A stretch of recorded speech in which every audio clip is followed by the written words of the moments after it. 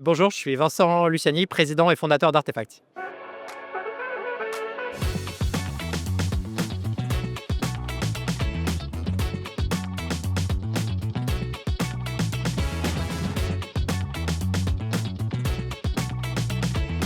Alors nous, chez Artefact, on fait de l'intelligence artificielle depuis 10 ans. On a commencé par de l'IA qu'on appelait l'IA prédictive.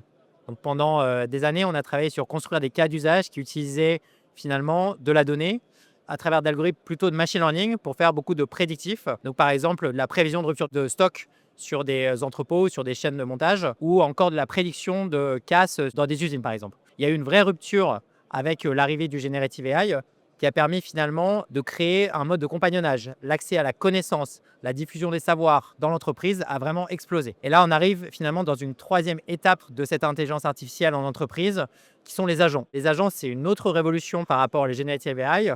En fait, ça vient automatiser les process qui peuvent être des process longs, chronophages, où il y a des informations qui veulent être diffusées dans plein de bases de données différentes. Et l'IA agentique vient simplifier radicalement ces process.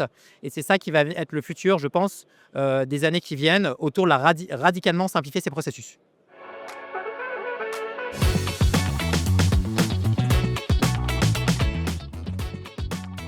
Alors sur le sujet de l'Europe, il y a 2 façons de voir finalement la lecture de la place de l'Europe sur l'IA. La première, c'est la notion d'IA souveraine, on a beaucoup parlé ces derniers temps et c'est vrai que là-dessus, l'Europe est en retard. On était en retard sur les modèles de fondation, on a eu la chance d'avoir Mistral et d'autres sociétés bien sûr. On était en retard sur les infrastructures et là je pense qu'il y a un gros phénomène de rattrapage avec un énorme alignement des planètes pour construire plus de data centers pour rapatrier de la donnée en Europe. On est en retard sur la capacité de production des microprocesseurs.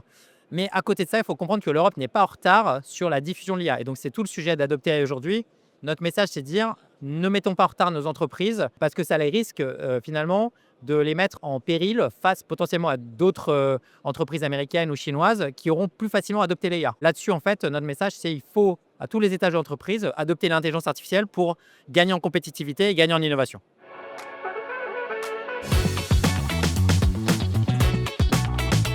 En fait, ce qu'on voit aujourd'hui, c'est qu'il y a beaucoup moins de silos dans la façon dont on doit créer l'innovation dans les entreprises. On peut voir des collaborations vraiment puissantes entre des centres de recherche de grands groupes, des laboratoires de recherche. On a par exemple monté un chez Artefact qui collabore avec des grands groupes, des startups, des étudiants. Et pour nous, ce qui est important, c'est vraiment de créer du lien.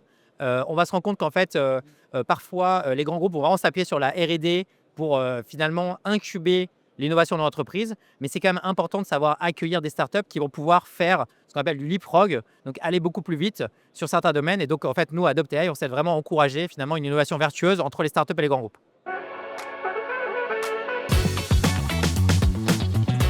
Pour moi, la French Tech, en un mot, c'est indispensable, c'est nécessaire, c'est-à-dire qu'il faut mettre en avant le savoir-faire français. On a parmi les meilleurs ingénieurs du monde, les meilleurs scientifiques. On est un petit pays, donc il faut vraiment le faire savoir. Et il faut aussi être un petit peu chauvin et encourager une préférence nationale et européenne.